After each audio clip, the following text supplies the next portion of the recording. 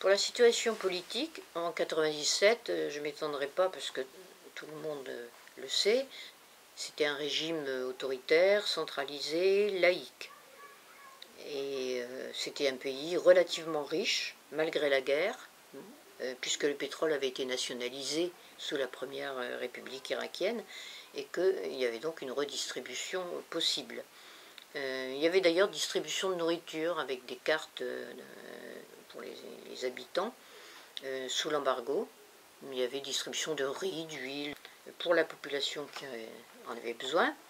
Et il y avait reconstruction. Donc c'était un pays qui était où le droit de grève n'existait pas, mais il n'existe toujours pas maintenant. Le droit d'association n'existait pas. Il n'y avait pas beaucoup d'expression, peu d'expression politique.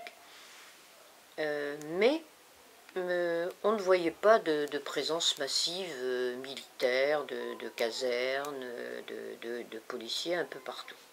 En 2010, on a un pays ruiné, mais alors on a un pays terriblement occupé, contrairement à ce qu'on veut nous faire croire. Malgré le départ des Anglais, d'un certain nombre de parties des Italiens, etc., et le début de départ des Américains, il reste encore, et il restera, c'est ce qui est prévu, 50 000 militaires américains, soi-disant pour continuer, pour essayer de former les militaires. Mais ce qui reste surtout, ce qu'il y a surtout, c'est les milices privées. C'est les mercenaires, il faut bien les appeler comme ça, de différentes sociétés qui sont ceux qui assurent la sécurité des personnages qui peuvent se payer, bien sûr, cette sécurité. Donc on dénombre à peu près 82 000, on les appelle tantôt supplétifs, tantôt mercenaires, etc. La France, d'ailleurs, vient de se positionner sur ce marché, qui est tenu surtout par les anglo-saxons. Elle vient d'obtenir le marché de la sécurité, c'est la société Galis, de la sécurité du ministère des Affaires étrangères dans la zone verte de Bagdad. Ce pays dans lequel on voit autour des villes et sur les quelques grands axes routiers qui fonctionnent, qui sont goudronnés, etc., et hérissés de checkpoints, on voit des casernes à peu près tous les 500 ou tous les 2 kilomètres. C'est impressionnant, j'ai jamais vu, même dans les pays de l'Est, autant de casernes et de miradors par conséquent. Le marché des milices privées est équivalent actuellement à plus de 100 milliards d'euros. En plus de cela, il faut parler du PRT.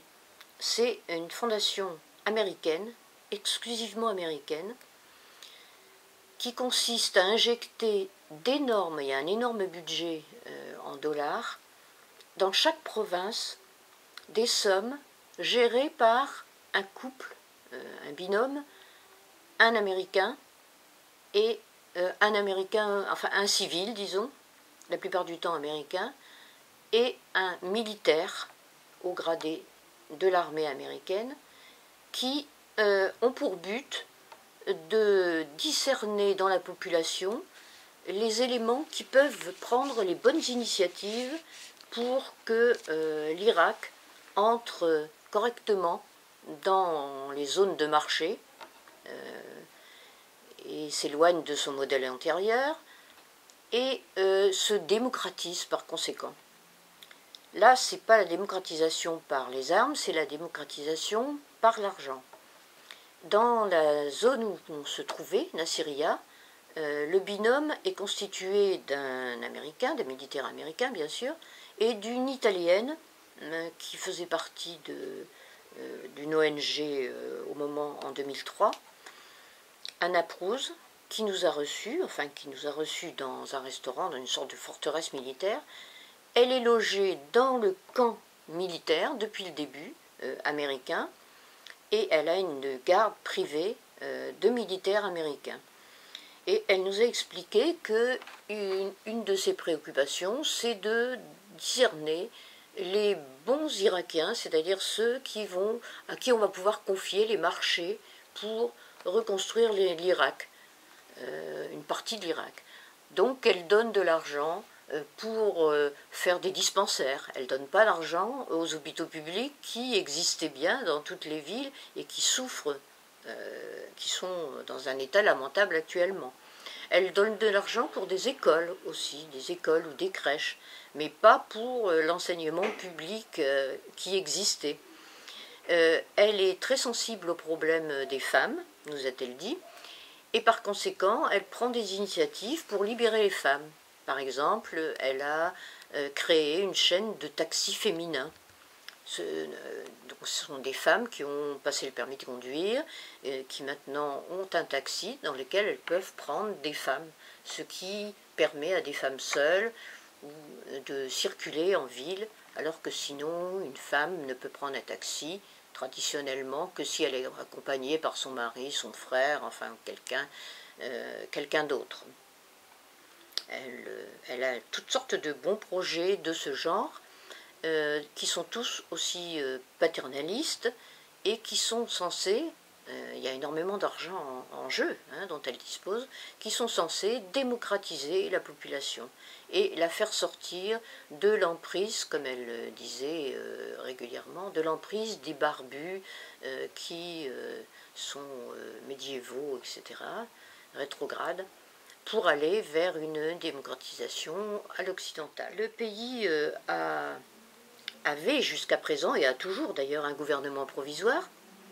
Il y a eu des élections dont on a dit qu'elles s'étaient déroulées de façon relativement démocratique. Les résultats ont été publiés. Le bloc qui avait emporté, qui avait la majorité, enfin pas la majorité, qui avait le plus de voix et de députés, c'était le bloc laïque, qui est d'ailleurs dirigé par un chiite également, mais qui s'était présenté comme bloc laïque, multiconfessionnel par ses composantes, et qui voulait construire largement une unité en Irak. Ça, c'est le bloc d'Alaoui. Le deuxième bloc qui vient derrière, il y a 2 voix d'écart, il y a 3 sièges d'écart, c'est ça. C'est le bloc d'Al-Maliki, qui est un bloc chiite avoué, et qui essaie de regrouper une coalition de chiites avec lui pour avoir la majorité au Parlement et créer le Parlement. Les élections, c'était en mars, on n'a toujours pas de gouvernement. Il faut tenir compte des marchandages divers et contradictoires qu'il y a. Par exemple, les sadristes, qui ont 39 sièges, avaient d'abord dit que par haine du gouvernement corrompu de Maliki et pro-américain, ils soutiendraient le bloc d'Alaoui. Et puis, il y a eu des tractations en sourdine, et maintenant les sadristes sont censés soutenir le bloc d'Al-Maliki, qui néanmoins n'a toujours pas une majorité suffisante. Donc ça pourrait être les Kurdes qui feraient le partage entre les 2 blocs. Toujours est-il que la Syrie intervient, l'Iran intervient beaucoup, les États-Unis interviennent beaucoup, et il n'y a toujours pas de gouvernement et pas d'administration sortie des urnes. Je voudrais parler des médias occidentaux et de la façon dont ils peuvent rendre compte de la situation en Irak. Les médias sont cantonnés forcément dans la zone verte. S'ils veulent sortir de cette zone verte, il leur faut dépenser pas mal de dollars ou d'euros pour avoir droit à une voiture blindée et à un milicien armé qui puisse les escorter jusqu'à un endroit donné. Donc la plupart du temps, les médias fonctionnent avec les informations qui leur sont fournies par les ambassades, notamment l'ambassade américaine dans la zone verte, ou le gouvernement dit provisoire de Maliki, dont les différents services se trouvent également dans la zone verte. Si bien que chaque fois qu'il y a un attentat, des tirs, une explosion, une prise de bâtiment, etc., où que ce soit, elle est toujours attribuée à la nébuleuse Al-Qaïda. Or, il y a une résistance politique et armés aussi, qui ne se réclament absolument pas de la nébuleuse Al-Qaïda. Et c'est là qu'on retrouve une multitude de mentalités. Il y a un bloc bassiste, donc laïque par définition, et nationaliste, et très anti-américain. Il y a des blocs religieux de termes, mais qui veulent travailler dans une constitution semblable à la constitution précédente, c'est-à-dire qui représente toutes les confessions et qui soit laïque. C'est par exemple l'association des oulémas musulmans, qui travaillent avec, on peut dire, l'association bassiste, du parti bassiste. Il y a des groupements de divers mouvements communistes qui existent encore, qui sont clandestins bien entendu, et de syndicaux, de militants syndicaux. C'est le congrès de la liberté, je crois, Congress of Liberty, qui travaillent aussi en commun. Ces différents groupes essaient de coordonner leurs actions et revendiquent toujours des actions, quand ce sont des actions militaires, contre des bases américaines, des soldats américains ou les forces de police ou les forces militaires du gouvernement fantoches à leurs yeux.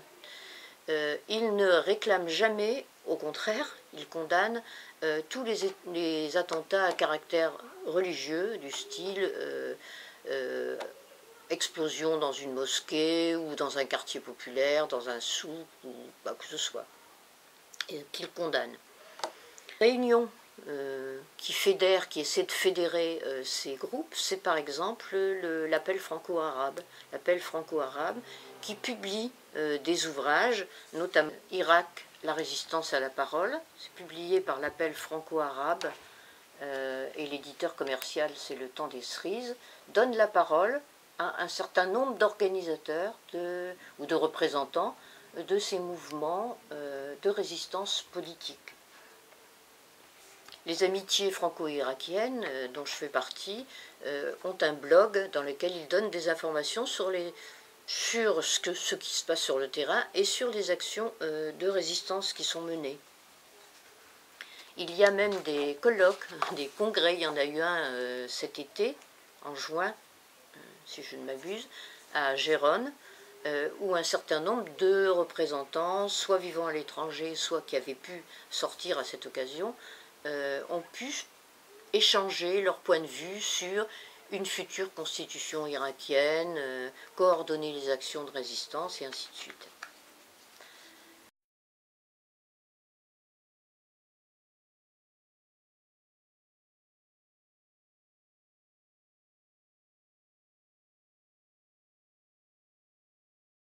Je terminerai uniquement sur les stats de la vie actuelle américaine. 70% des Irakiens n'ont pas accès à l'eau potable. Environ 50% des Irakiens sont absolument sans emploi.